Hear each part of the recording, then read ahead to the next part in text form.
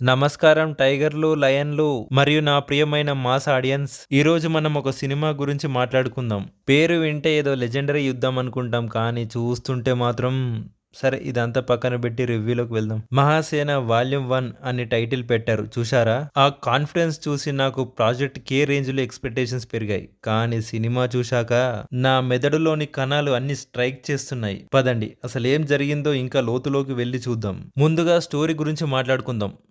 Story ఎక్కడుందో వెతుకుదాం. Basic గా hero గారు ఎంట్రీ ఇస్తే బిల్డింగ్ షేక్ అవ్వాలి, విలన్ నవ్వితే భూమి షేక్ అవ్వాలి, అదే ఫార్ములా. ఇంకా ప్లాట్ పాయింట్స్ అంటారా, అవి పాయింట్స్ లా లేవు, చుక్కల్లా ఉన్నాయి.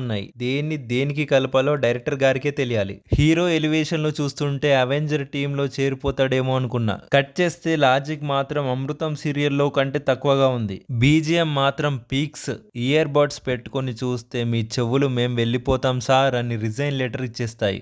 విఎఫ్ఎక్స్ గురించి మాట్లాడుకోవాలి. గ్రీన్ స్క్రీన్ షాట్స్ చూస్తుంటే చిన్నప్పుడు మనం శక్తిమాన్ లేదా పవర్ రేంజర్స్ చూసేవాళ్ళం కదా, అదే గ్రాఫిక్స్ కాకపోతే 2026 లో చూస్తున్నాం. వింటేజ్ ఫీల్ అంటే ఇదే మరి. ఈ మూవీ పోస్టర్ చూసి హీరో ఎంట్రీ బాహుబలి రేంజ్ లో ఉంటుందనుకుంటే 10 నిమిషాల స్లో మోషన్. విలన్ థానోస్ లాంటోడు అనుకుంటే బీపీ టాబ్లెట్ వేసుకోవడం మర్చిపోయిన అంకుల్ గాడు. లాజిక్ కొంచెమైనా ఎక్కడన్నా ఉంటుందనుకుంటే ఎక్కడ లేదు. ఫైనల్ గా చెప్పేది ఏంటంటే, మీకు బోలెడంత ఖాళీ టైం ఉండి ఓపిక కొండంత ఉండి వాల్యూమ్ 2 ఎప్పుడొస్తుంది అని అడగడానికి మెదడు ఉంటే ధైర్యం చేసి ఈ సినిమా చూడండి. యాక్టింగ్ అంటారా, ప్రతి ఒక్కరు తమ వంతు ప్రయత్నం చేశారు. హీరో గారు ఒక్కటే ఎక్స్ప్రెషన్ తో సినిమా అంతా లాగించేశారు. అదే నేను ఎవరు, ఇక్కడ ఏం చేస్తున్నాను అనే ఎక్స్ప్రెషన్. సో ఫ్రెండ్స్, ఇది మహాసేన కథ. మీరు గనక ఈ సినిమా చూసుంటే మీ ఇన్సూరెన్స్ పేపర్లు రెడీగా ఉంటే కింద కామెంట్ సెక్షన్ లో మీ బాధ పంచుకోండి. లైక్, షేర్, సబ్స్క్రైబ్ చేయడం మర్చిపోకండి. లేకపోతే వాల్యూమ్ 2 ని మీ ఇంటికి పంపిస్తా. మళ్ళీ కలుద్దాం. సెలవు.